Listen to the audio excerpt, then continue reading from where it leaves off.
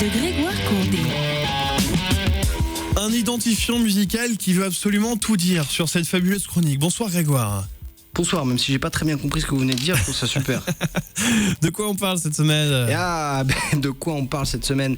De quoi on parle Comme je savais pas trop de quoi parler au début, je voulais parler, et je vais le placer quand même, parce que j'avais fait un truc sur le départ de Pascal Clark et de Stéphane Paoli de France Inter.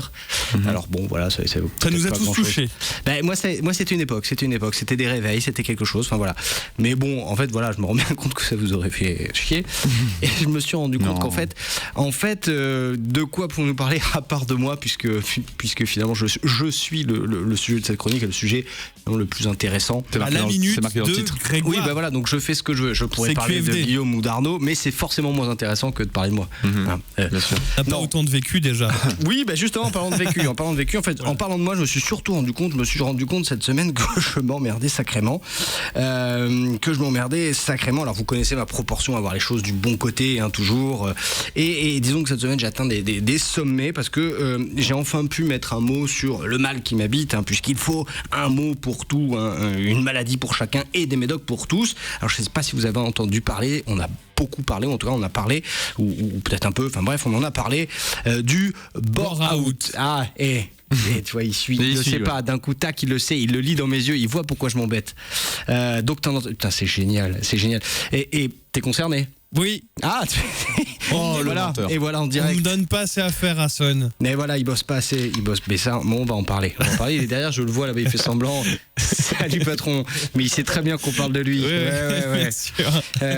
Donc le bore-out, mais il faudra qu'il réécoute. On verra s'il écoute, tu vois. Oui, on va le voir. Si demain il arrive. Bisous Pierre. On va voir si du coup s'il me donne plein de dossiers demain matin, je sais d'où ça vient. Donc Guillaume n'a rien à faire. Arnaud ne parle pas, mais parce qu'Arnaud, de toute façon, j'ai fait l'autruche. Bon, bref, donc pour ceux qui ne savent pas ce que c'est, le burn-out, c'est l'inverse d'un burn-out. C'est quand on s'emmerde tellement, on s'emmerde qu'à la fin, on disjoncte. Alors il y a ceux qui s'embêtent parce qu'ils n'ont rien à faire, mais vraiment rien. Ils ont un boulot, mais rien à mettre dedans. Ça, c'est un peu le cas de Guillaume, comme il vient de le confesser. Et puis il y a ceux qui font des boulots qui ne servent à rien. Et c'est là que j'interviens, ma modeste expérience et ma grande personne, parce qu'en matière de boulot qui font du vent, eh bien disons que je pourrais, en toute modestie, alimenter les moulins du plat pays et puis tout un champ d'éoliennes à moi tout seul. Alors j'en ai fait plein de boulots qui servent à rien, mais vraiment, voilà. Mais bon, c'est des boulots quand même qui font bien. Par exemple, sur ma carte, il y a écrit consultant. Et voilà. Consultant, voilà ça. Alors, dans quelle thématique ? Alors, j'arriverai après, mais déjà, consultant, ça pose. Ça. Donc, en fait. C'est-à-dire que c'est très ouvert. C'est ouvert, mais j'ai réfléchi beaucoup avant de faire cette carte. Parce qu'avant, j'avais d'autres choses. Là, j'ai mis consultant, c'est ouvert. Voilà, c'est ouvert. D'accord. Alors, bon, aujourd'hui, pour consulter, je consulte énormément Facebook, Twitter et le web en général. Parce que, comme je sens bien qu'à un moment, comme il n'y a rien à faire, il n'y a pas vraiment rien à faire. Parce que je travaille, mais je travaille pour rien. Non, je travaille pas pour rien parce que je suis quand même payé, mais je travaille sur rien. En fait, non, je travaille pas non plus sur rien parce que je fais quand même des choses. Mais enfin, vous avez un peu compris, c'est le mélange de ces choses-là. Bien sûr. Bref, donc consultant, ça claque, ça plaît, ça rassure. Mes beaux-parents, consultant, c'est classe, salut. Mais concrètement, on voit pas trop la question. Tu viens de la poser. Consultant en quoi ? Eh bien, je vais te répondre, Guillaume. Je vais te répondre parce que je suis un homme de parole et je suis consultant en communication. Et là, on voit bien que je suis au cœur du vide, tu vois. Les consultants en communication, ça ne veut rien dire.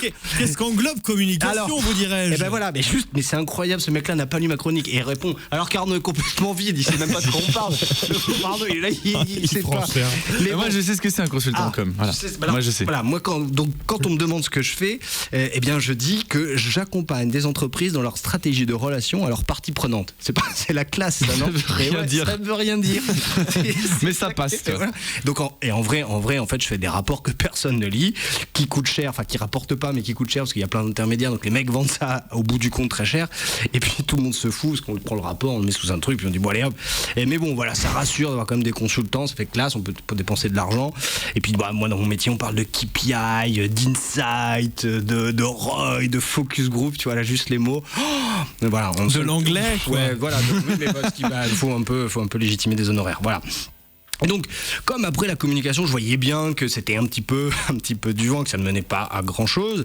Aujourd'hui, je fais de la concertation. Voilà, je suis consultant en concertation, un petit peu, parce que je continue la communication quand même. Donc ça, c'est pareil. C'est quoi hein, on en parlait. Alors, quand on me demande, je dis que je recueille la parole publique pour nourrir les stratégies de territoire. Pareil, c'est beau, ça. C'est beau. Ah ouais, c'est...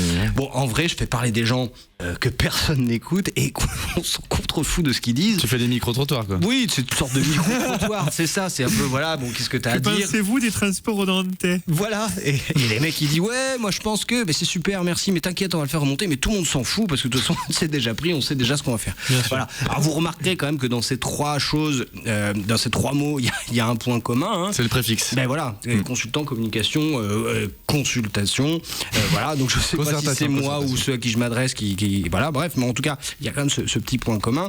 Alors, bon, je sais, j'ai beau jeu de me plaindre, on va dire, oui, mais enfin, tu bosses pas à l'usine non plus. Bon, c'est pas si mal l'usine. Hein. Non, bon, je sais pas, c'est vrai que bon, voilà, je mets pas ma santé en danger, j'ai pas des rythmes de travail incroyables, mais quand même, à un moment donné, c'est ce dont je me suis rendu compte cette semaine. Qu'est-ce que je m'emmerde. À la semaine prochaine. Ciao. Je crois que c'est quand il parle de lui qu'il est le meilleur. C'est le plus beau sujet. Chronique à retrouver ou à consulter, bien sûr, sur le site de Sun. Consultons. www.lesonic.com. Allez, au revoir. Au revoir.